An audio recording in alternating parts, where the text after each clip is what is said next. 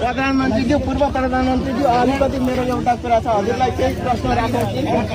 हजुर यो जस्तो नि हाम्रो यो तपाईँ शून्य सहनशीलता भनेपछि यो भ्रष्टाचारको अन्त्य गर्नु भन्नुभयो होइन तर तपाईँकै प्रधानमन्त्रीको अवस्थामा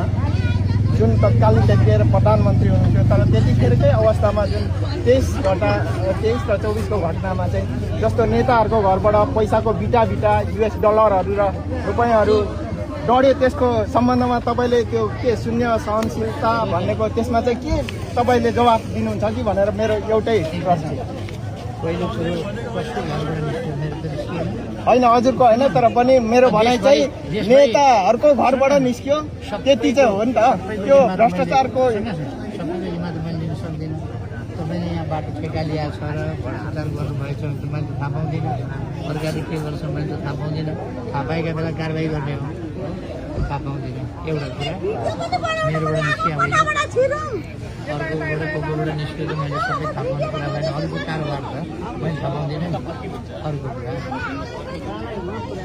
धेरै कुरा चाहिँ कस्तो छ भने शेरबहादुरको घरबाट पैसा निस्किएको देखाएको थियो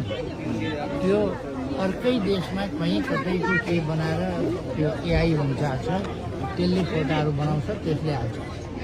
अनि यस्तो भेटियो देखियो एउटा 1000 को नोट यसो देखाउँदै हिँडेको चाहिँ मैले देखाएको थिएँ यो उज्यालेको नोट भेटियो 1000 को नोट उज्यालेको चाहिँ गरिबको त्यस्तै 1000 2000 4000 5000 कुरा होला नत्र भने त्यो जुन फोटो देखाइयो त्यो चाहिँ नकली फोटो हो यस्ता नकली फोटोहरू त्यो देखाउँछ प्रचार गर्ने दुष्प्रचार गर्ने यस्तो पछाडि धेरै भर पनि पर्दैन अनि यसमा तपाईँले भन्दै गर्दाखेरि त्यतिखेरकै अवस्थामा पत्रकारहरूले लाइभ पनि दियो होइन 1-2 दिनपछि पनि गएर ती डढेका टुक्राहरू देखायो होइन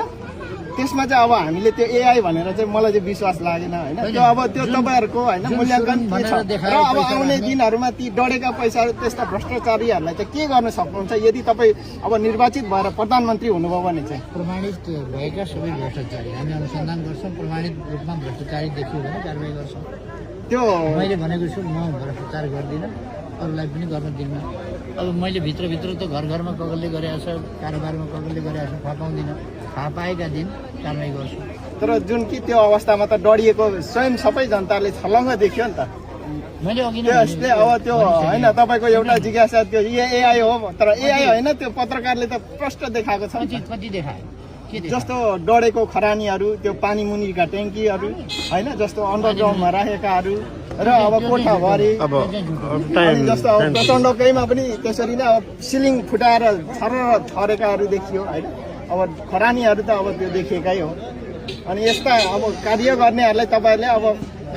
कारवाही गर्नुहुन्छ हुन्न अहिलेको त यो कुनै प्रकार छैन कुराहरू हामी छानबिन गर्छौँ र पछि छानबिन गर्छौँ पछि हो रहेछ भने ल धन्यवाद यहाँले जवाब दिनुभयो म खुसी छु तपाईँको नाम चाहिँ मेरो मोहन बाबु शेर्मा यही कमल गाउँपालिका 1 वार्ड नम्बर 1 पर्छ सोलमारी टोल ल मोहन तपाईँले आफ्नो मनको जिज्ञासा राख्नुभयो